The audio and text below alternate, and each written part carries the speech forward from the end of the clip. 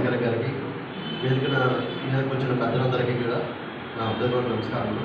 అలాగే ఈరోజు ఇక్కడ వివేకానంద, స్వామి వివేకానంద అని పిలుస్తారండి. స్వామి వివేకానంద అంటే ఎందుకయ్యారని చెప్తాను. స్వామి వివేకానంద వర్ధంతి సందర్భంగా ఈరోజు మనం అందరం కూడా ఇక్కడ ఆయనకి నివాళులు అర్పిస్తూ ఈ సందర్భంగా మనం కలుసుకోవడం జరిగింది.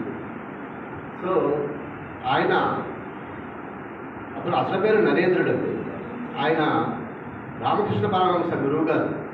ఆయన ఎంతటి గొప్ప వ్యక్తి అంటే ఆ మహనీయుడికి కాళికాదేవి స్వయంగా ప్రత్యక్షమైంది. అంత తపశక్తి కలిగిన మహాసంపన్నుడు ఆయన. వివేకానంద స్వామి గురువు.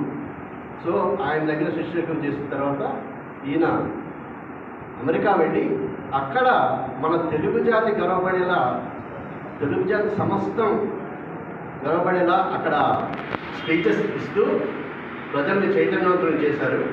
సో అందుకు మనం ఆయన్ని సదా స్మరించుకుంటూ గుర్తుపెట్టుకుంటూ భారత జాతి యావత్ యువతీ యువకులందరూ కూడా ఆయన బాటలో నడుస్తూ మీ అందరూ కూడా విజయపదంలో నడుస్తూ మంచి విజయాలు సాధిస్తారని కోరుకుంటూ థ్యాంక్ యూ వెరీ మచ్.